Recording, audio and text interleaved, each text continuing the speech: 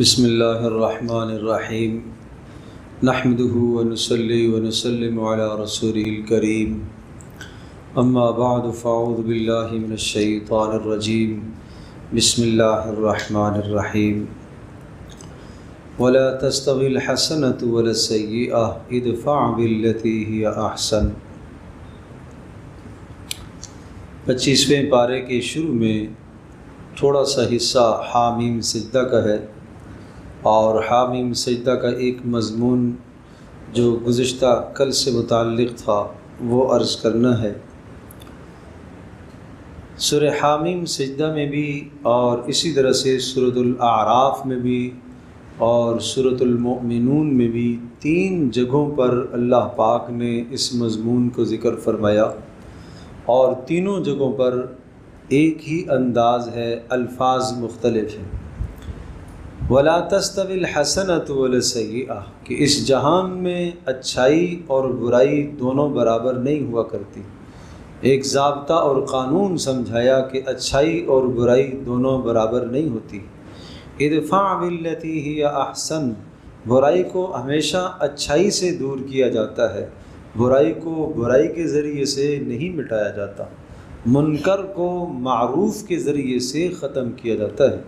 جہاں منکرات ہوتے ہیں ان منکرات کی جگہ پر نیکیاں آپ لے کر آئیں۔ اندھیرے کو ختم کرنے کے لیے اندھیرے کی ضرورت نہیں ہوتی، اندھیرے کو ختم کرنے کے لیے اجالا کرنے کی ضرورت ہے۔ نجاست جسم پر لگ گئی، گندگی اور غلاظت لگ گئی، اس گندگی اور غلاظت کو دور کرنے کے لیے صاف ستھرے پانی کی ضرورت ہے۔ بالکل اسی طرح سے طبیعتوں میں بھی، مزاجوں میں بھی اچھائیاں بھی ہوتی ہیں، برائیاں بھی ہوتی ہیں۔ اگر معاشرے میں کبھی آپ کے ساتھ کوئی شخص برا عمل کر لیتا ہے اور آپ کے ساتھ اس نے برائی کی ہے، بد اخلاقی کر دی ہے، بد کرداری والا معاملہ اس نے آپ کے ساتھ کیا ہے، آپ کو برا بھلا کہہ گیا ہے، گالی دے دی ہے اس نے، تو معاملہ یہ ہے کہ یہ سب کچھ جو ہوا کس وجہ سے ہوا؟ غصے کی وجہ سے ہوا۔ غصے کے نتیجے کا اظہار ہوتا ہے تو آدمی کا اندر جو کچھ ہے وہ نکل کے باہر آتا ہے۔ غصہ ایسا ہے کہ یہ اندر کی قے کرا دیتا ہے آدمی کو، اندر جو کچھ ہے وہ باہر نکلتا ہے۔ گالیاں ہیں تو گالیاں نکلیں گی، اچھے اخلاق ہیں تو اچھائی باہر آئے گی۔ تو اس موقع پر اگر سامنے والے سے کوئی نامناسب بات ہو جاتی ہے تو ہمیں کیا حکم ہے؟ آپ اس کو تحمل سے برداشت کر لو۔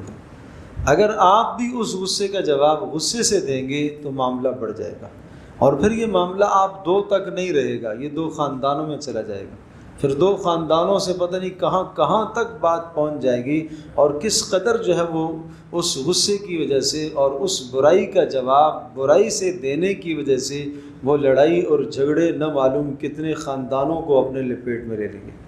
پیارے پیغمبر صلی اللہ تعالیٰ علیہ وسلم جو مبارک دین لے کر آئے ہیں، اس دین میں اس بات کی بڑی اہمیت ہے کہ آپ برائی کا جواب برائی کے ساتھ نہ دیں، آپ برائی کا جواب اچھائی کے ساتھ دیں۔ میں عرض کر رہا ہوں کہ سورۃ الاعراف کے آخر میں بھی یہ مضمون ہے، اور سورۃ المؤمنون میں بھی، اور یہاں پر بھی 3 جگہوں پر اس مضمون کو ذکر فرمایا، اور تینوں جگہوں پر یہ بات سامنے آئی کہ وَإِمَّا يَنزَغَنَّكَ مِنَ الشَّيْطَانِ نَزْغٌ فَاسْتَعِذْ بِاللَّهِ۔ جب انسان ایسا کرتا ہے کہ برائی کا بدلہ اچھائی سے دیتا ہے تو شیطان وسوسے ڈالتا ہے، تو کیوں دب گیا ہے، تو کیوں چپ رہا، تمہیں بولنا چاہیے تھا، تمہیں اس کو سخت کڑوی سنانی چاہیے تھی، اس نے 1 گالی دی ہے تجھے 2 دینی چاہیے تھی، اس نے 2 دی ہیں تجھے 4 دینی چاہیے تھی۔ یہ سب شیطان وسوسے ڈالتا ہے۔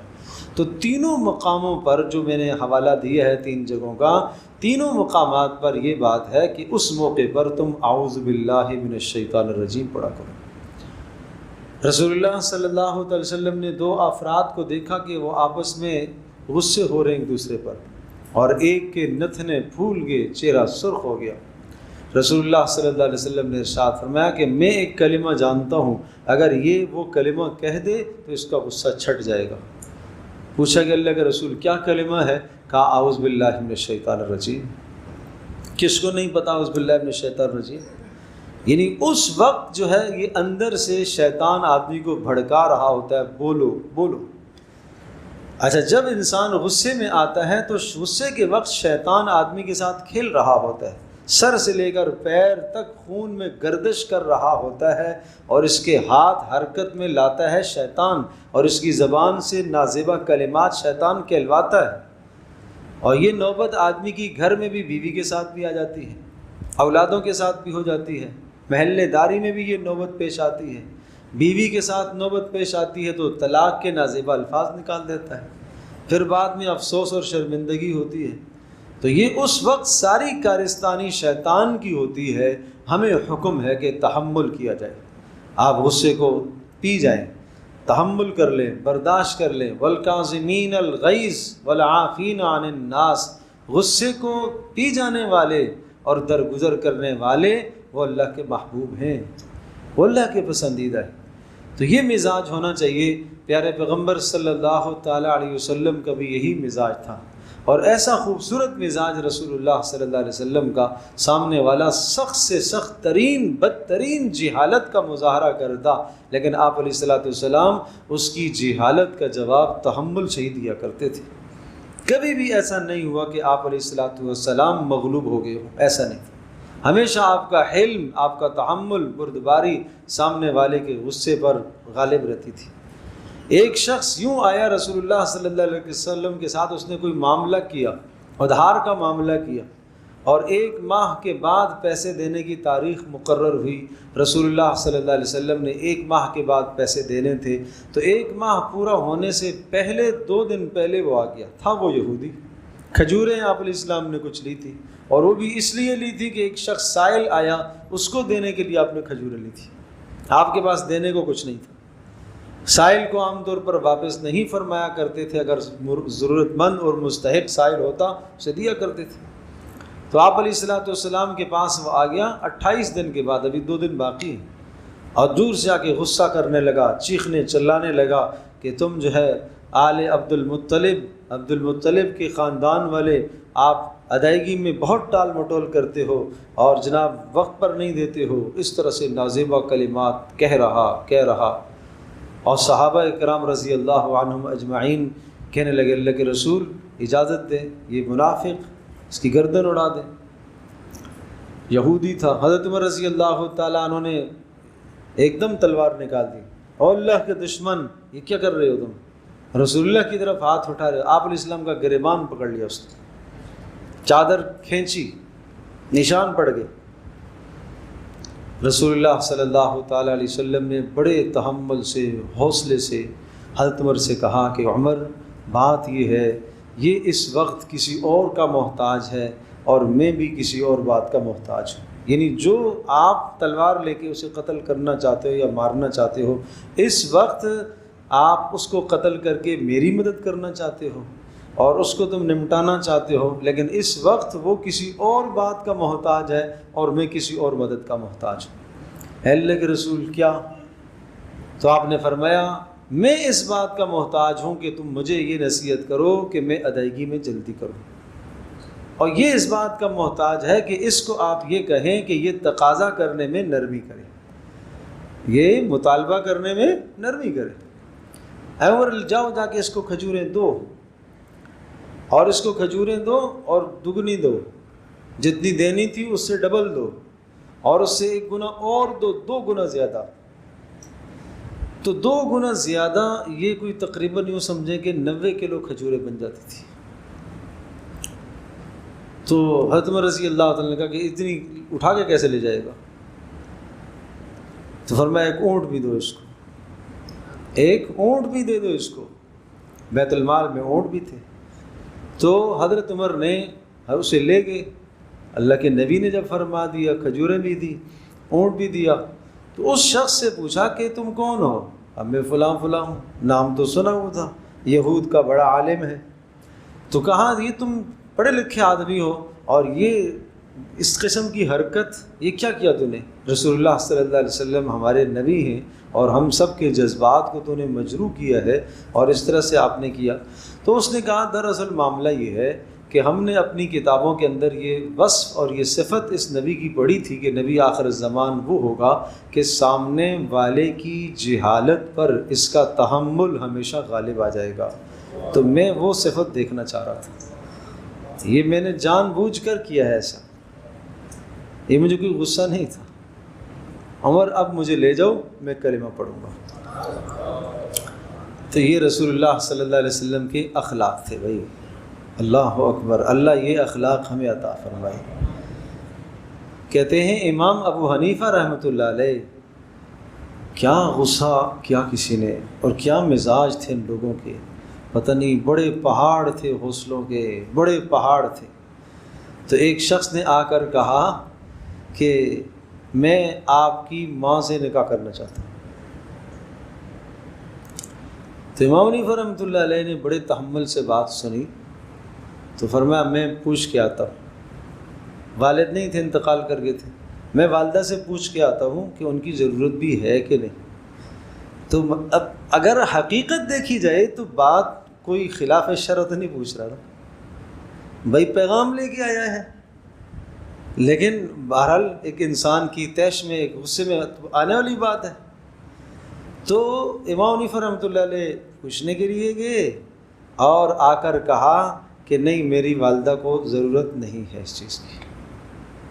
اور وہ آدمی تھوڑا سا آگے گیا اور غشی کھا کے گر پڑا اور مر گیا. تو لوگوں نے کہا کہ اس کو امام ابو حنیفہ کے اخلاق نے قتل کر دیا، اس کو امام حنیفہ کے اخلاق نے مار دیا. تو بھائی جو معاذ جو ہے نا اخلاق سے فتح ہوتے ہیں، وہ سختی اور ڈنڈے سے فتح نہیں ہوتے. اخلاق اپناؤ، یہ اپنے گھر میں بھی اخلاق اپناؤ، بچوں کے ساتھ، بیوی کے ساتھ، سب کی ضرورت ہے اخلاق پھیلاؤ. پیارے پیغمبر صلی اللہ علیہ وسلم کے کریمانہ اخلاق ہیں. وَإِنَّكَ لَعَلَىٰ خُلُقٍ عَظِيمٍ، آپ اخلاق عظیم، بہت بلند اخلاق کے مالک ہیں، بہت بلند اخلاق کے مالک ہیں. اس لیے فرمایا کہ غصہ یہ آدمی کے ایمان کو ایسے برباد کر دیتا ہے جیسے کوئی شدید کڑوی چیز شہد میں ڈال دی جائے، سارا شہد خراب ہو جائے گا. اسی طرح سے غصہ انسان کے ایمان کو تباہ کر دیتا ہے. اور جب انسان کو غصہ آتا ہے تو بات عرض کر چکا ہوں کہ شیطان جو ہے وہ اندر گردش کر رہا ہوتا ہے، اور وہ شیطان اندر سے اس سے وہی کام کرواتا ہے جو اسے نہیں کرنے چاہیے. بعد میں افسوس، بعد میں شرمندگی، یہ ہو گیا فلاں ہو گیا، غصے میں آ کے تھپڑ لگا دیا، غصے میں آ کے گالی دے دی، بعد میں شرمندگی، بعد میں افسوس. تو اس لیے ہمیشہ آدمی اپنے غصے کو قابو میں رکھے. دو دشمن ہوتے ہیں آدمی کے، دو دشمن. ایک آدمی کا وہ دشمن ہے جس سے آدمی لڑ رہا ہے، سامنے آیا ہوا ہے، یہ بھی دشمن ہے. وہ علیحدہ بات ہے کہ وہ ہے یا نہیں ہے، ابھی آدمی اس کو دشمن سمجھ رہا ہے نا، ہے یا نہیں ایک الگ بحث ہے، میں اس پر بات نہیں کرتا. دوسرا دشمن ادھر اندر شیطان جو اندر اس وقت گھسا ہوا ہے. تو آدمی یہ سمجھتا ہے کہ میں سامنے والے کو اگر زیر کر دوں گا، اس کو گرا دوں گا، بچاڑ دوں گا، تو یہ اس کا مطلب ہے کہ میں پہلوان ہوں، میں پہلوان ہوں. جبکہ پیارے پیغمبر صلی اللہ علیہ وسلم نے یہ اصول سمجھایا کہ اس کو زیر کرنا بہادری نہیں ہے، پہلوانی نہیں ہے، اس کو زیر کرنا یہ پہلوانی ہے، یہ بہادری ہے. لیس الشدید بالسرعہ، سامنے والے کو زیر کر دینا، نیچے گرا دینا، باتوں میں اس کو ہرا دینا، سنا کر اس کو چپ کرا دینا، لگا کر اس کو چپ کرا دینا، یہ پہلوانی نہیں ہے. پہلوانی وہ ہے الذی یملک نفسہ عند الغضب، جو غصے کے وقت اپنے نفس پر قابو کر لے، یہ بڑا پہلوان ہے. اس لیے کہ اندر کا دشمن اس نے اس کو قابو میں کر لیا، اس سے وہ نہیں وہ جو کچھ چاہ رہا تھا وہ اس نے نہیں پورا کیا. یہ ہے پہلوان. تو اس لیے اعوذ باللہ من الشیطان الرجیم بتایا، اعوذ باللہ من الشیطان الرجیم پڑھا کرو. اور اگر آپ کسی کو دیکھو دو آدمی آپس میں لڑ بھڑ گئے تو آپ یہ کردار ادا کرو، آپ اعوذ باللہ پڑھو، آپ اعوذ باللہ یاد دلاؤ، آپ درود شریف پڑھو تاکہ اللہ یاد آ جائے اسے. اس لیے حدیث میں آتا ہے کہ کھڑا ہے آدمی بیٹھ جائے، بیٹھا ہے لیٹ جائے، حیات تبدیل کر دے، پانی پی لے. اس لیے کہ شیطان اندر داخل ہو گیا ہے اس کے، اور شیطان آگ سے بنا ہوا ہے. اب اس غصے اور آگ کو، حرارت کو ختم کرنے کے لیے پانی پینے کا حکم دیا. تو اس طرح سے اپنے غصے کو قابو کیا جائے، ورنہ انسان کی زندگی تلخ ہو جاتی ہے بھائی، آدمی کی زندگی تلخ ہو جاتی ہے. اور خاص طور پر اپنے گھروں میں خیال کیا کریں، ہر جگہ ہر مسلمان کے ساتھ. بہرحال آدمی، اس لیے صاف صاف حدیث میں فرمایا کہ مسلمان کے ساتھ لڑنا مسلمان کو گالی دینا تو فسق اور فجور، اور مسلمان کے ساتھ لڑنا تو کفر ہے۔ وقتالہ کفر، مسلمان کے ساتھ لڑنا تو کفر ہے۔ مسلمان جس کے دل میں ایمان ہے، لا الہ الا اللہ محمد الرسول اللہ کلمہ موجود ہے، اس کے ساتھ ایسا کرے آدمی۔ کیا فرمایا؟ ادفع باللتی ہی احسن، فرمایا اس برائی کو تم اچھائی سے دور کرو۔ جب تم ایسا کرو گے تو تمہارے اور اس کے درمیان میں اللہ محبت ڈالے گا۔ وما یلقاها الا الذین صبروا، لیکن یہ خصلت اور یہ خوبی اس کو ملتی ہے جو صبر کیا کرتا ہے۔ وما یلقاها الا ذو حظ عظیم، اور یہ خوبی اس کو ملتی ہے جس کے لیے بہت بڑا حصہ ہوتا ہے۔ ہارون الرشید رحمۃ اللہ علیہ کو کسی نے نصیحت کی اور بڑی ڈانٹ کے ساتھ، شدت کے ساتھ نصیحت کی، ٹھیک ہے، کسی منکر پر کسی نے روکا تو ہارون الرشید نے بڑے تحمل سے اس کو جواب دیا، کہا کہ دیکھو آپ نے جو مجھے نصیحت کی ہے، اللہ تبارک تعالی نے مجھ سے زیادہ بدتر اور برے انسان فرعون کی طرف تجھ سے زیادہ بہتر اور بہترین انسان موسیٰ علیہ السلام کو بھیجا، اور اللہ نے کہا کہ نرم بات کرنا، فقولا لہ قولا لینا، نرم بات کرنا۔ نرم بات دل میں اثر رکھتی، دل میں اثر پیدا کرتی ہے نرم بات۔ تو بہرحال یہ اپنی زندگی کا حصول بنا لیں اور اللہ سے مانگا کریں کہ تحمل اللہ پاک حوصلہ اور صبر عطا فرمائے۔ اس کے بعد سورہ شورا ہے، عرض کیا تھا کہ یہ حامیم سے شروع ہونے والی صورتوں کا تسلسل ہے، اور یہ وہ 7 صورتیں ہیں جو حوامیم السبعہ کہلاتی ہیں، ان میں سے یہ دوسری صورت ہے سورہ شورا، تیسری صورت۔ شورا کہتے ہیں مشورہ کرنا، باہمی مشاورت، اور اس میں چونکہ یہ لفظ ہے وَأَمْرُهُمْ شُورَى بَيْنَهُمْ، کہ اللہ تبارک تعالیٰ کے ہاں پسندیدہ اور محبوب لوگ وہ ہیں یجتنبون کبائر الاثم، جو گناہوں سے بچتے ہیں، فواحش اور بے حیائیوں سے بچتے ہیں، اور جب انہیں غصہ آتا ہے تو یغفرون، درگزر کر لیتے ہیں۔ والذین استجابوا لربہم، اپنے پروردگار کے حکم کو پورا کرتے ہیں۔ واقاموا الصلاۃ، خاص طور پر نماز قائم کرتے ہیں۔ وامرهم شورا بینہم، اور معاملات ان کے مشاورت سے طے ہوتے ہیں۔ یہ اپنا گھر کا نظام ہے، گھر کی زندگی، اس پر، ان اصولوں پر اپنے گھر کی زندگی قائم کرو، ان اصولوں پر گھر میں تربیت کرو بچوں کی۔ ومما رزقناہم ینفقون، اور جو ہم نے دیا اس میں سے خرچ کرتے ہیں۔ والذین اذا اصابہم البغی ہم ینتصرون، جو باتیں پہلے عرض کر چکا ہوں اسی کا یہ مضمون ہے، ذیلی مضمون سمجھیے اس کو۔ اور یہ بھی ایک خوبی ذکر فرمائی کہ اذا اصابہم البغی، جب کوئی شخص ان پر ظلم کرتا ہے تو ظلم کا بدلہ لیتے ہیں۔ بدلہ لینا شریعت میں جائز ہے، بلند درجہ معاف کرنا۔ بسا اوقات بدلہ لینا ضروری ہوتا ہے۔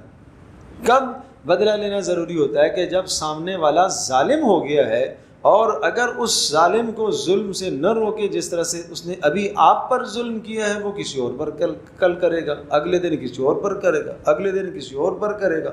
تو اگر اس کا ظالم کا ظلم بڑھتا چلا جا رہا ہے تو پھر اسلامی جو شرعی عدالت ہے، شرعی عدالت کے ذریعے سے اپنا حق لیا جائے اس سے۔ تو یہ گنجائش ہے بدلے کی، اسی جیسے قصاص کی بات آ گئی ہے کہ کسی نے کسی کا قتل کیا ہے اور آپ کو پتہ ہے کہ یہ ظالم ہے، اس نے پہلے سے بھی اس قسم کی باتیں اس سے متوقع پہلے بھی جو ہے ہوئی ہیں اور آئندہ بھی متوقع ہیں، تو اس کا انتقام لیا جائے تاکہ وہ ظلم سے روکے۔ وَجَزَاءُ سَيِّئَةٍ سَيِّئَةٌ مِثْلُهَا، کہاں یہ قرآن نے جو اصول تمہیں سمجھایا ہے اس لیے کہ اس نے برائی کی ہے اور برائی کا اسے بدلہ ملنا چاہیے، لیکن فَمَنْ عَفَا وَأَصْلَحَ فَأَجْرُهُ عَلَى اللَّهِ، جو معاف کر دے گا اور صلح کر لے گا اس کا اجر تو مت پوچھو اللہ کے پاس کیا ہے۔ وَلَمَنِ انْتَصَرَ بَعْدَ ظُلْمِهِ فَأُولَٰئِكَ مَا عَلَيْهِم مِّن سَبِيلٍ إِنَّمَا السَّبِيلُ عَلَى الَّذِينَ، لیکن خیال کرنا بدلہ لینے میں حد سے تجاوز نہیں کرنا، ظلم نہیں کرنا۔ پہلے آپ مظلوم تھے اور آپ بدلہ لینے کھڑے ہوئے تو کہیں آپ ظالم نہ بن جائیں، آپ ظالم نہ بن جائیں۔ رسول اللہ صلی اللہ علیہ وسلم، عبداللہ بن مسعود رضی اللہ تعالی عنہ کہتے ہیں میں نے اپنے غلام کو تھوڑا سا اس کو ڈانٹ ڈپٹ کر دی، کچھ مارا بھی، تو پیچھے سے مجھے ایک آواز آئی کہ خبردار، وہ ذات تیرے پر زیادہ قدرت رکھتی ہے جس نے آج تجھے اس پر قدرت دی ہے۔ میں نے دیکھا کہ رسول اللہ صلی اللہ علیہ وسلم، اور پھر مجھ سے یہ کہا کہ دیکھو عبداللہ، قیامت کے دن یہ ہوگا کہ تمہاری ڈانٹ ڈپٹ اور اس کی نافرمانی کا موازنہ کیا جائے گا۔ اگر تمہاری ڈانٹ ڈپٹ کم رہی اور اس کی نافرمانی زیادہ تو تم بچ جاؤ گے، اور اگر تمہاری ڈانٹ ڈپٹ اور مار پٹائی زیادہ ہوئی، اس کی نافرمانی کم رہی، تو پھر تم پکڑے جاؤ گے، پھر تم پکڑے جاؤ گے۔ ظالم نہیں بننا۔ اللہ اکبر۔ وَلَمَنْ صَبَرَ وَغَفَرَ إِنَّ ذَلِكَ مِنْ عَزْمِ الْأُمُورِ، اور جو معاف کر دے اور درگزر کر دے، یہ تو بہت بلند کام ہے۔ اور پھر بات چونکہ سورہ شورى حامیم سے شروع ہونے والی صورتیں ہیں، ان میں بھرپور توحید کا مضمون آتا ہے۔ للہ ملک السماوات والارض، آسمانوں اور زمینوں کی سلطنت اللہ ہی کی ہے، جو چاہتا ہے پیدا کرتا ہے، اور جس کو چاہتا ہے لڑکے دیتا ہے، جس کو چاہتا ہے لڑکیاں عطا کرتا ہے، اور جس کو چاہتا ہے دونوں دیتا ہے، لڑکے لڑکیاں دونوں، اور جسے چاہتا ہے بانجھ کر دیتا ہے، کچھ نہ دے، اللہ کی مرضی۔ یہ اولادوں کا نظام اللہ کے پاس ہے، اللہ کے پاس ہے۔ حامیم والکتاب الزخرف، زخرف کہتے ہیں مزین کرنا کسی چیز کو، اور اس میں چونکہ سورہ زخرف کا اندر ایک لفظ آتا ہے آگے کہ اگر ہمیں اس بات کا اندیشہ نہ ہوتا کہ کمزور ایمان والے اپنے ایمان کو چھوڑ دیں گے، وَلَوْلَا أَن يَكُونَ النَّاسُ أُمَّةً وَاحِدَةً لَجَعَلْنَا لِمَن يَكْفُرُ بِالرَّحْمَنِ لِبُيُوتِهِمْ سُقُفًا مِّن فِضَّةٍ، اگر ہمیں یہ اندیشہ نہ ہوتا تھا کہ کمزور ایمان والے اپنا ایمان چھوڑ دیں گے، تو اس دنیا میں کافروں کے گھروں کو ہم سونے کا بنا دیتے، ہم اتنا ان کو دیتے، اس لیے کہ دنیا کی کوئی اہمیت ہمارے نزدیک نہیں ہے۔ لو كانت الدنيا تعدل عند الله جناح بعوضة ما سقى منها كافرا شربة ماء، اگر اللہ کے نزدیک اس کی حقیقت ایک مچھر کے پر کے برابر بھی ہوتی تو کافر کو ایک پانی کا گھونٹ بھی اللہ نہ دیتا۔ نہیں ہے اس کی قدر و منزلت۔ آج اس دنیا پر ہم لڑتے ہیں، اس دنیا پر قتل و غارت، اس دنیا پر تعلقات منقطع کر دینا، اس دنیا پر تعلقات کا توڑ دینا، ایک دوسرے کی شکل دیکھنا گوارا نہ ہو۔ اس لیے سمجھایا ہم نے کافروں کو اتنا دیا نہیں ہے، اس لیے نہیں دیا کہ کہیں کمزور ایمان والے کہیں کہ اللہ ان کو تو نے اتنا دیا اور ہمیں تو کچھ نہیں دیا ہوا۔ تو کسی کے پاس مال دیکھ لو، دنیا کی چیزیں دیکھ لو، تو مت للچائی ہوئی نظروں سے دیکھو، یہ کوئی خیر نہیں ہے۔ ہاں کسی کے پاس نیک عمل دیکھو تو تمہیں رشک کرنا چاہیے کہ ہے یہ کیسے نیک عمل کرتا ہے، مجھے بھی ایسا کرنا چاہیے، یہ کس طرح سے تہجد گزار ہے، یہ کس طرح سے جناب فلاں فلاں نماز پڑھتا ہے، مجھے بھی پڑھنی چاہیے۔ تو اس لیے فرمایا کہ وَلِبُيُوتِهِمْ أَبْوَابًا وَسُرُرًا عَلَيْهَا، ان کی مسحریاں، ان کے دروازے، سب کچھ ہم ان کو دے دیتے، وَزُخْرُفًا، اور یہ سب ان کو دنیا کی چیزیں مزین کر دیتے، لیکن وَإِن كُلُّ ذَلِكَ لَمَّا مَتَاعُ الْحَيَاةِ الدُّنْيَا، یہ سب دنیا کا سامان ہے بھائی، وَالْآخِرَةُ عِنْدَ رَبِّكَ لِلْمُتَّقِينَ، اور آخرت تو تیرے پروردگار کے پاس بہترین انجام متقیوں کا ہے، تیرے پروردگار کے پاس، تیرے اللہ کے پاس، تیرے رب کے پاس۔ تو رب کے پاس وہ اس کی شان کے مطابق ہوگا، وہ شان کے مطابق اکرام کرے گا۔ اور پھر ایک قانون سمجھایا، وَمَن يَعْشُ عَن ذِكْرِ الرَّحْمَنِ نُقَيِّضْ لَهُ شَيْطَانًا فَهُوَ لَهُ قَرِينٌ، جو ہمارے ذکر سے اعراض کرتا ہے، اللہ کے ذکر سے، قرآن سے جو اعراض کرتا ہے، اس کو زندگی کے معاملے میں حکم نہیں سمجھتا، اس سے فیصلے نہیں لیتا، اس سے رہبری رہنمائی نہیں لیتا، کیا سزا ہم دیتے ہیں؟ نُقَيِّضْ لَهُ شَيْطَانًا، ہم شیطان اس پر مسلط کر دیتے ہیں۔ پچھلی صورت میں آیا وَقَيَّضْنَا لَهُمْ قُرَنَاءَ فَزَيَّنُوا لَهُم مَّا بَيْنَ أَيْدِيهِمْ، شیطان مسلط کر دیتے ہیں، اور شیطان ہر گناہ کا راستہ اس کے سامنے مزین کر کے لے آتا ہے، اچھا کر کے لے آتا ہے۔ اللہ اکبر، اللہ اکبر۔ وَإِنَّهُمْ لَيَصُدُّونَهُمْ عَنِ السَّبِيلِ، اور یہ شیطان اس کو راہ راست سے بھٹکائے گا، بہکائے گا، اور وَيَحْسَبُونَ أَنَّهُمْ مُهْتَدُونَ، اور اس کو سمجھائے گا کہ تو ٹھیک کر رہا ہے، تو ٹھیک ہے، تو حق پر ہے، تجھے لڑنا چاہیے، تو حق پر ہے۔ حَتَّى إِذَا جَاءَنَا، جب یہ ہمارے پاس آئیں گے، قَالَ يَا لَيْتَ بَيْنِي وَبَيْنَكَ بُعْدَ الْمَشْرِقَيْنِ، وہ شیطان بھی ساتھ جائے گا میدان محشر میں جس نے ورگلایا تھا۔ اس وقت آدمی کہے گا ہائے کاش آج میرے اور تیرے درمیان میں مشرق اور مغرب کا فاصلہ ہوتا، پیچھے ہٹ جاؤ، مجھے شکل نہ دکھانا، تو نے مجھے دنیا میں گمراہ کیا، ورگلایا، تو نے مجھے احسان اور نیکی اور بھلائی نہیں کرنے دی۔ تو اس لیے بھائی اپنی زندگی کو سوچیں کہ ہم کہاں کھڑے ہیں، کس طرح سے ہماری زندگی گزر رہی ہے۔ اور اس کے بعد جو ہے سورہ مبارکہ کے اندر جنت اور جہنم کے مناظر بھی، اور اس کے بعد سورۃ الدخان ہے، دخان کہتے ہیں دھوئیں کو، اور اس میں اس دھوئیں کا تذکرہ ہے، قرب قیامت میں جو عذاب کی شکلیں آئیں گی، پوری دنیا میں دھواں چھا جائے گا، اس کا تذکرہ ہے۔ اور پھر اسی طرح سے حضرت موسیٰ علیہ السلام کا اور بنی اسرائیل کا اور فرعون کی تباہی کا تذکرہ، اور فرمایا یہ قوم تبع اور اس سے پہلے بڑی بڑی طاقتور قومیں جو ہے وہ دنیا میں گزری ہیں، جب انہوں نے نافرمانیاں کی تو اہلکناہم، ہم نے ان کو تباہ کر دیا، انہم کانوا مجرمین۔ اور سمجھو وما خلقنا السماوات والارض وما بینہما لاعبین، آسمان و زمین اور جو کچھ بیچ میں ہم نے بنایا، ہم نے بیکار نہیں بنایا ہے، یہ ہم اس کا حساب لیں گے، یہ ایک دن آنے والا ہے۔ ان یوم الفصل میقاتہم اجمعین، ایک دن جمع ہونے والا ہے، اس دن سب کو جمع ہونا ہے، اور وہ دن آئے گا الا من رحم اللہ، انہ، جس پر اللہ رحم فرمائے وہ عذاب سے بچ سکتا ہے، ورنہ عذاب کی ایک جھلک سمجھائی، ان شجرۃ الزقوم، وہ جہنم میں جو زقوم کا درخت ہے جانتے ہو وہ کیا ہے؟ طعام الاسیم، نافرمانوں کا کھانا، کالمہل، تیل کی تلچھٹ کی طرح، یغلی فی البطون، جب پیٹ میں جائے گا تو اندر ابلے گا ہانڈی کی طرح، کغلی الحمیم، جیسے ہانڈی کے اندر پانی کھولتا ہے اس طرح سے اندر جا کے ابلے گا۔ سورہ محمد میں آتا ہے وَسُقُوا مَاءً حَمِيمًا فَقَطَّعَ أَمْعَاءَهُمْ، وہ جب پئیں گے یہ کھولتا ہوا پانی، اور کھانے جب یہ کانٹے دار اندر جائیں گے تو یہ آنتڑیوں کو کاٹ کر پخانے کے راستے سے باہر نکالیں۔ اللہ اکبر۔ خذوہ فاعتلوہ الی سواء الجحیم، کہا جائے گا پکڑو اس کو اور جہنم کے وسط میں لے آؤ، ثم صبوا فوق رأسہ من عذاب الحمیم، اور پھر اوپر سے کھولتا ہوا پانی اس کے سر پر ڈالو، اور پھر فرشتے کیا کہیں گے؟ ذق انک انت العزیز الکریم، کھا یہ کھانا، یہ پی پانی، یہ چکھ ذرا۔ دنیا میں اپنے آپ کو تو عزت مند سمجھتا تھا، اپنے آپ کو تو دنیا میں عزت مند سمجھتا تھا۔ ان ھذا ما کنتم به تمترون، یہ وہی ہے جس میں تو شک میں مبتلا تھا کہ عذاب کیسے ہوگا، کہاں سے آئے گا، یہ وہی عذاب ہے جس کے متعلق تو شک کیا کرتا تھا۔ اس کے بعد سورہ جاسیہ کہتے ہیں گھٹنے کے بل گر جانا۔ اللہ اکبر۔ قیامت کی ہولناکی بیان کرتی ہے یہ سورت آخر میں۔ وَتَرَا كُلَّ، میں صرف آخری رکوع کی ایک بات کرتا ہوں۔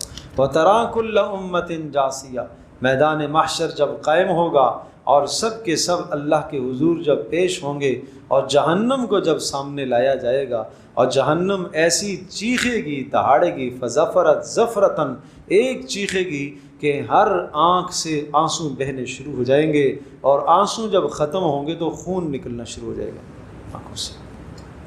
کہاں جائیں گا آدمی؟ این المفر، آج بھاگو، کہاں بھاگنے کی جگہ ہے؟ لا یخفی علیہم خافیہ، آج کوئی چھپنے کی جگہ نہیں ہے۔ تو پھر کیا ہوگا جب دہشت اور اس جہنم کی دہشت ان پر چھا جائے گی تو کیا ہوگا؟ وَتَرَا كُلَّ أُمَّةٍ جَاسِيَةٍ، گھٹنوں کے بل زمین پر گر پڑیں گے۔ اللہ اکبر۔ جان نہیں رہے گی پیروں میں، طاقت نہیں رہے گی۔ کل امت تدعا الی کتابہا، ہر انسان کو، ہر امت کو، ہر شخص کو اپنے نامہ عمل کی طرف لایا جائے گا۔ الیوم تجزون، کہا جائے گا آج تمہیں بدلہ دیا جائے گا تمہارے اعمال کا، اور وہ نامہ عمل فرشتہ لے کر آئے گا، کہے گا ھذا کتابنا ینطق علیکم بالحق، یہ لکھا ہوا نامہ عمل ہے، آج تمہاری ساری ہسٹری بتائے گا۔ 20 سال، 30 سال، 40 سال دنیا نے چھپ چھپا کے تو نے کیا کچھ کیا ہے، سب لکھا ہوا ہے۔ انا کنا نستنسخ ما کنتم تعملون، جو کچھ تم کیا کرتے تھے سب کچھ ہم نے محفوظ کر کے رکھا ہوا ہے، ہم نے لکھ کر رکھا ہے۔ تو بھائی اس دن سے پہلے اپنے آپ کو تیار کر لو، اپنے پروردگار سے اپنے گناہوں کی معافی مانگ لو۔ یہ دنیا دارالعمل ہے، یہ عمل کی جگہ ہے، اور قیامت عمل کی جگہ نہیں ہے، وہ جزا اور سزا کی جگہ ہے۔ اس جگہ پر ہم جو عمل کرنا چاہیں اس وقت کر سکتے ہیں، ابھی فرصت ہے، ابھی موقع ہے، ابھی اپنی جوانی کو غنیمت سمجھو، بڑھاپے سے پہلے بڑھاپے کو موت سے پہلے پہلے غنیمت سمجھ لو، زندگی کو موت سے پہلے غنیمت سمجھو، فرصت کو مشغولی سے پہلے غنیمت سمجھو، مالداری کے زمانے کو فقر کے سے پہلے پہلے غنیمت سمجھو، اور اعمال کر لو، اعمال کر لو۔ اللہ پاک ہم سب کے لیے سمجھنا عمل کرنا آسان فرمائے۔